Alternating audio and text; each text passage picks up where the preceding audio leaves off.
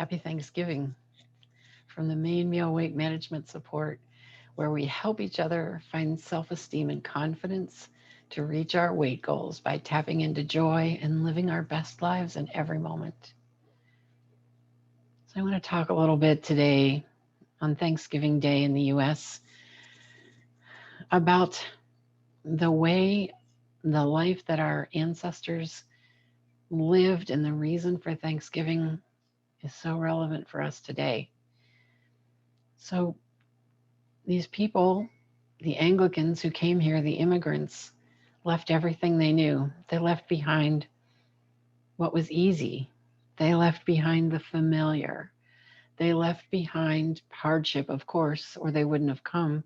They left behind persecution, but they came to a place where there was no beautifully tilled soil. They couldn't plant the vegetables and the plants and the food that they're used to. They came to a land where they knew nobody. There was no resupply. There was no way to go and get supplies once they got here, except once a year, maybe, or more, when a ship would come back. They came to a land where the vegetation was unfamiliar, that people were unfamiliar, the animals were unfamiliar. They had to learn to survive. They had to learn to do everything anew in different ways. Guess what they found? They found teachers. They found other people who were willing to help them live and survive rather than sit back and watch them starve. The Native Americans taught them about the native vegetation. They showed them what plants were good for eating, which ones were poisonous. They taught them what would grow in the soil in this land that they'd come to. They taught them which animals were good for hunting and good to eat once they'd been hunted and killed. They gathered nuts, they gathered plants, they grew new things. Every single thing about their lives had to be learned anew. Sure, they brought some basic skills. They didn't leave themselves back in the other land. They brought their native intelligence, they brought their own ability to work, they brought their knowledge of tilling and planting and harvesting with them. But literally, they were in uncharted territory. They were in a new land, and they found and worked hard against all odds to survive. And so at the end of a year, when most of them lived instead of most of them dying, they sat down with the people who had helped them. They shared the harvest.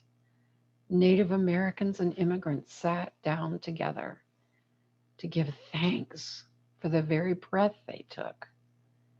They gave thanks for the food on their table. They gave thanks for everything they learned. They gave thanks for all of the hardships. Every single difficult thing they did brought them to this table, brought them to sit down together to a feast, to a celebration of life, to a celebration of living, to a little bit of joy in the middle of all of the changes, of all of the difficulties, of all the things they'd been through. They were thankful for every one of those hardships because it meant they were sitting down today with a smile on their faces, sharing, breathing, living their best lives.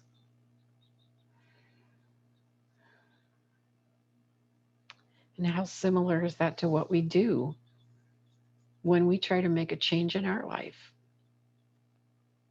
We give up old habits of diet, eating, exercise. We give up maybe a sedentary life for a life of movement. We give up certain types of foods for other types of foods.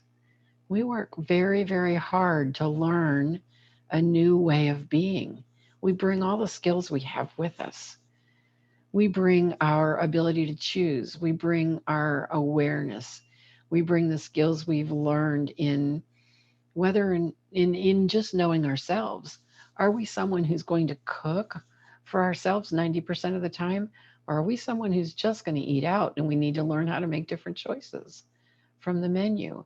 Are we someone who loves to exercise and so we do different types of exercise? Or are we somebody who really has to develop that as part of a routine because it's not native to us? It's not something we've done all our lives, it's something new. It's completely different from the way we've been living. If we want to make a change to our lives, we have to think differently. We have to breathe differently. We have to know ourselves differently.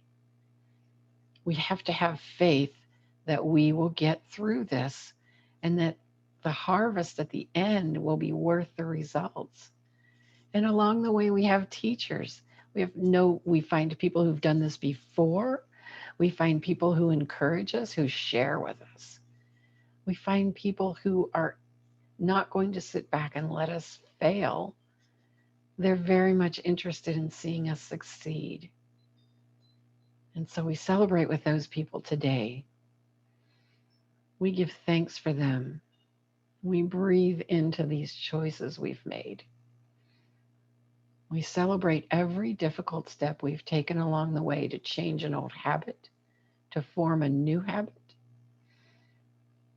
We give thanks for all of the thoughts that run through our heads, the ones that are still there that we wish we could change, and the ones that we've changed that feel so good. Oh my goodness, the thoughts that are running through our heads are so much nicer than they were a year ago. They feel so much better than they did 6 months ago. We give thanks this day for every step along this path. We give thanks this day for where the distance we've moved along this path. We look back at where we were a year ago and we look at where we are now. And we have every reason in the world to be grateful. No matter where we are right now, it's reason for celebration. It's reason for thanks. It's reason to affirm that we are the joyful, joy filled, creative, playful, loving people we are, that our lives are good, our lives are worthwhile. We give thanks that we are loved, that we are supported, and we know we are lovable. We move along this path in gratitude every day with every breath. So, from the from the Main Meal Weight Management support to you, remember every step of the way is a game of solitaire. You have to do it alone, but it should never be played alone. Let's don't do this in loneliness, in isolation. Let's do this together. Let's give thanks together. Let's walk the path with each other. Happy Thanksgiving.